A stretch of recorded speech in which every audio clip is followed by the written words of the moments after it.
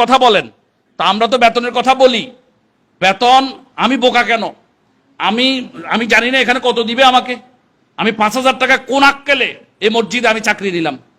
কোন আক্কেলে 5,000 টাকা দিয়ে কি হয় বলেন? 5,000 টাকা দিয়ে কি একটা পরিবার চলতে পারে? আল্লাহর গজব পড়বে তাদের উপর যারা মসজিদের সভাপতি সেক্রেটারি হয়ে ইমামদেরকে 5,000 টাকা বেতন দিচ্ছ, অথচ মসজিদ ফান্ডে টাকা থাকা অবস্থায় মসজিদ ফান্ডের টাকা দিয়া মানুষ পেশাব করবে সেটা উন্নত হচ্ছে, মানুষ পায়খানা করবে ওই পায়খানা ওই শৌচাগার উন্নত হচ্ছে, কিন্তু আমার একজন ইমাম সাহেবের বেতন বাড়াও না। তুমি 10 মিনিট 20 মিনিট জামাতে নামাজ পড়ার জন্য আসো, এই জন্য এসি লাগাইছো, জার বাতি লাগাইছো, কিন্তু ইমাম সাহেব 24 ঘন্টা যে রুমটাতে থাকে, যে বেটায় লক্ষ লক্ষ টাকা কালেকশন করে দিল, তার রুমে 1 টন এসি লাগাইলে পারতা 50,000 টাকা খরচ হইতো, 1,000 টাকা মাসিক হয়তো বিল আসতো, কিন্তু তুমি একটা এসি তাকে লাগাই দিতে পারো না।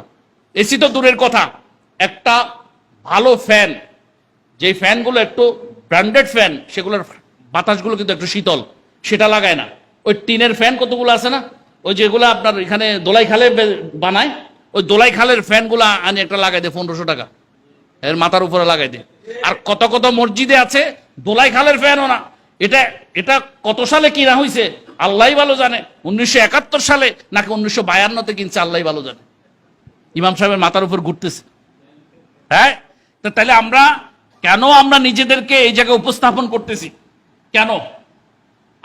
আমি আল্লাহর দোহাই লাগে আপনাদের কাছে, 1 নম্বরে জিজ্ঞেস করবেন কোন ইমামতি করতে গেলে, 1 নম্বরে যে এই মসজিদে গত বছর কতজন ইমাম ছিলেন, এর আগের বছর কোন ইমাম পরিবর্তন, অর্থাৎ এই মসজিদের বয়স কত, তো বলবে মসজিদের বয়স 20 বছর, তো ইমাম পাল্টাইছেন কতজন?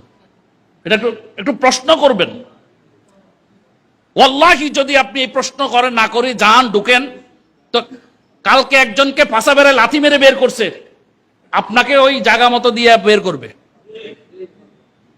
কালকে একজনকে ফাঁসা বেড়ে লাথি মেরে মারছে, তো আপনাকে অন্ডকোষে লাথি মেরে বের করবে। মিয়া, মানুষের লজ্জা শরম চলে গেছে ইমামদের গায়ে হাত তোলে, মানুষ কত নিচে নেমে গেছে।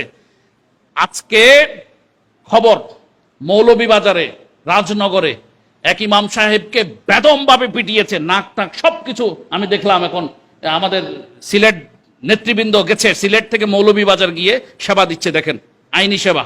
আমরা রাজনগর থানার ওসিকে ফোন করেছি, সেখানে তাকে মারছে। তারপরে ওই চাঁদপুরের মতলব উত্তরের 1 নম্বর ওয়ার্ডের চেঙ্গারচর এলাকায়, সেখানে একজন ইমাম সাহেব সুদের বিরুদ্ধে বয়ান কেন করলো এবং তাকে কেন অন্যরা সাপোর্ট করলো? ইমাম সাহেবকে তো বিদায় করে দিছেই।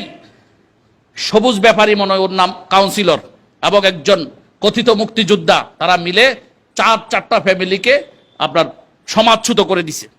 তো আল্লাহর ওয়াস্তে নিজেকে বেইজ্জতির জায়গায় নিবেন না। আমি জানি এই চেয়ারটাতে বসলে আমাকে কিছুক্ষণ পরে একজন লাথি মেরে উঠাই দিবে, আমি এখানে কেন বসলাম? এজন্য আপনিও যদি না যান, আমিও যদি না যাই, আব্দুল হাই সাহেব না যায়, আব্দুল সাত্তার ভাই না যায়, আব্দুল কাহার ভাই না যায়, আব্দুল জব্বার ভাই না যায়, আব্দুল করিম ভাই যদি না যায়, আব্দুল রহিম ভাই যদি না যায়, কোন ভাই যদি না যায়, তার নামাজ কোথায় কে পড়ায় আমরা দেখে নেব। নামাজের ইমামতি এখানে, হ্যাঁ প্রশ্ন আসতে পারে, এটা কি কথা বললেন হুজুর, নামাজ পড়াবে না?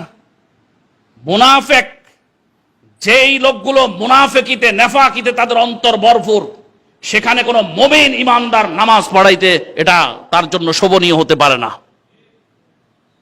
কি করে 1 বছরে 10 জন ইমাম পরিবর্তন করো? কি করে? ইমাম সাহেবের কি অন্যায় ছিল?